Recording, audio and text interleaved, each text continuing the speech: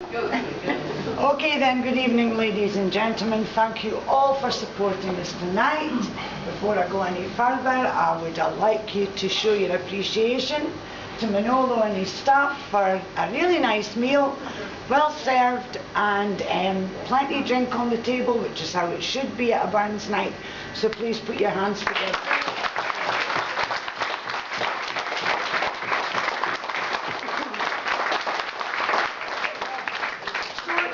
Upon me to give the reply as usual. Us lassies get the last word, and I would like to reply to the very worthy toast from our newfound friend Jim.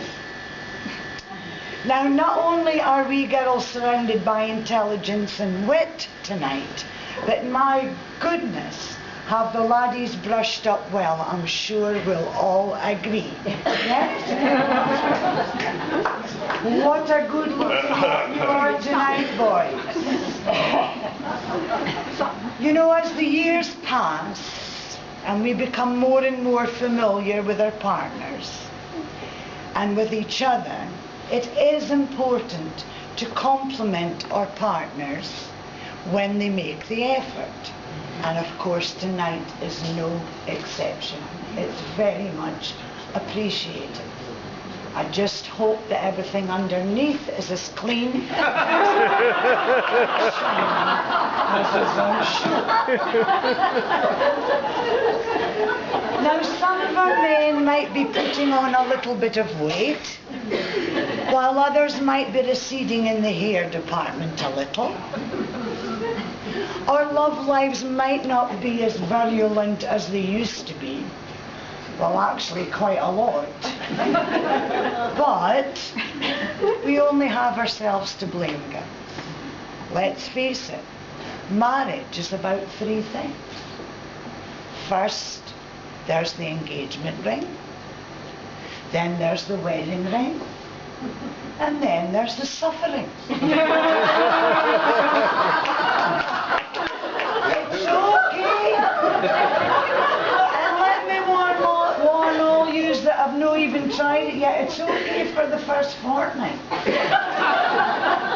Then he starts to do things that irritate you. Like waking up. And then of course you start to annoy him. He doesn't like it when you snore, especially when he's making love to you.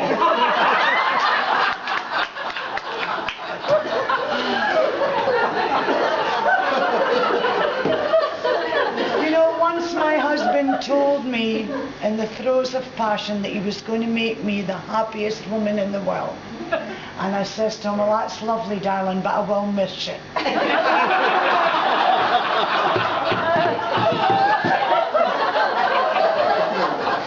Anyway, as the years pass, we do try to spice things up a little, or at least I do. I bought this Christmas for myself the book The Joy of Sex. And I found that I fancied giving chapter 11 a go.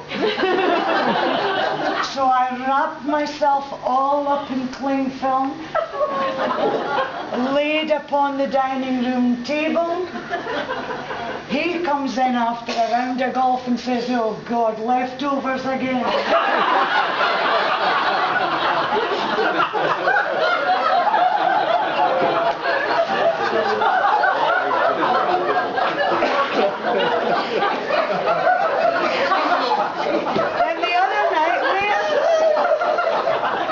Then the other night, I'm standing in front of the mirror, I've just come out of the bath, I'm totally naked, putting on my moisturiser, and I'm looking in the mirror, and I'm not happy. And I told him, I says, I feel horrible. I look old, I look fat, and I'm ugly. And I need you to pay me a compliment. Do you know what he says? He says, your eyesight's nearly perfect.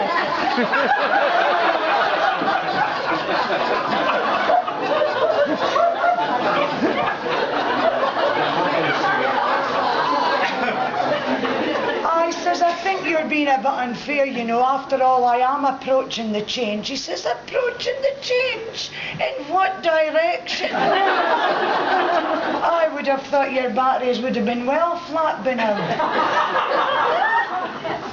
I'll tell you something, I was most put out, and I told him, I says, look, boy, I come from a long line of fertile women. In fact, my mother was 59 when she had me, and she swears she only passed by a sausage factory.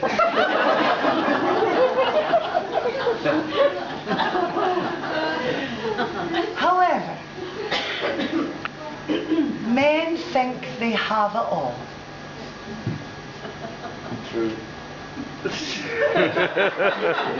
Well, they don't. Because we women can be as bossy as old boots when we want to. And I've just heard a recent story that would show a classic example of this very, very point. One night, this couple were in bed together, all huddled up under the quilt, and outside it's blowing a holy, the rain is horizontal, thunder, lightning, and it's freezing.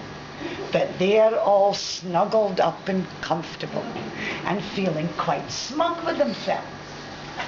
Suddenly, 4 o'clock in the morning, and the husband says, what the bloody hell's that? She says, well, I don't know. Oh, he says, I'm not answering it, it's too bloody cold. She says, well, you better, it might be the police or something. It might be an emergency. Get up and get it sorted. So downstairs he goes in his pyjamas and his slippers, and he opens the front door. Well, the wind came in and the rain came in, and he was frozen. And there, standing at the door, is this woman. And she's going, oh, I'm stuck. I'm really stuck, and I need a push. He says, good God, woman, have you never heard of the RAC or the AA? You bloody idiot, wakening me up at 4 o'clock in the morning, and slams the door in her face. So he gets back into his bed, and she says, who was it? He says, oh, some blooming idiot of a woman at the door, stuck and wanting a push. She says, and what did you do? He says, well, I told her to phone the RAC or the AA. She says, well, I'll tell you something, lad, you've got a short memory. She says, do you remember last year when we were driving along the M1 and we had a puncture, and that very nice woman stopped in her little mini car, drove to the nearest garage and got the little man to come and help us sort her puncture? She says, you go back down that stairs and help that poor woman. So he says, okay. So he opens the front door and he shouts, hello, woman, where are you? Hello? She shouts, I'm here, I'm here. He says, where? She says, I'm on a swing.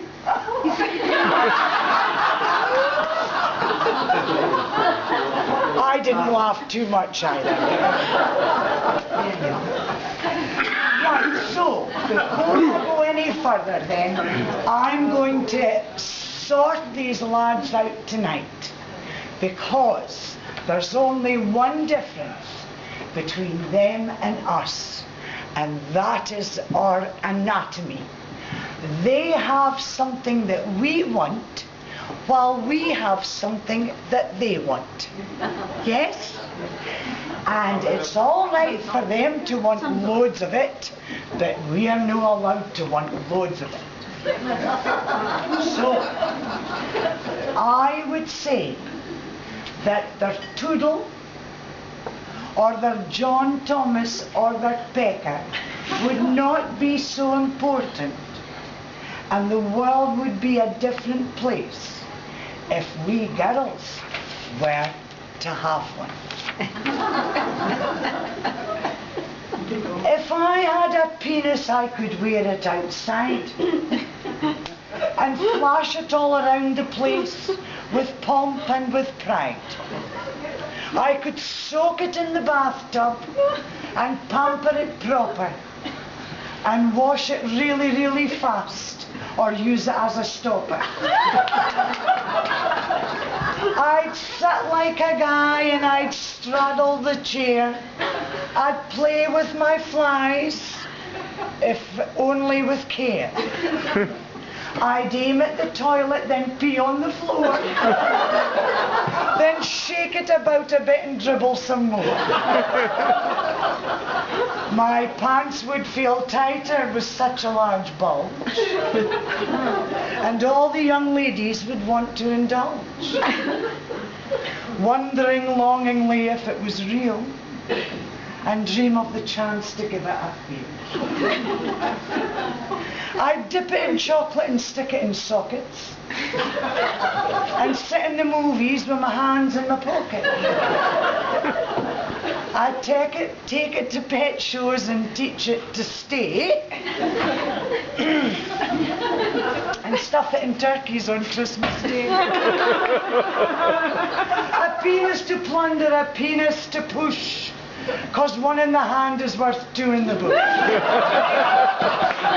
A penis to love me, a penis to share, to pick up and play with when nobody's there.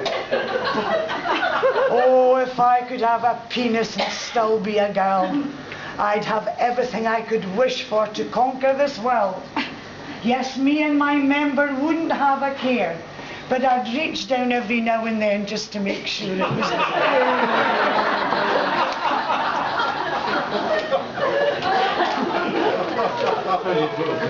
But I don't have a penis or a willy or a dick, still at least I take solace in not being a prick.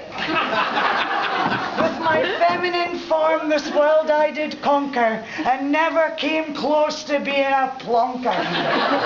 Oh lads, we're just kidding.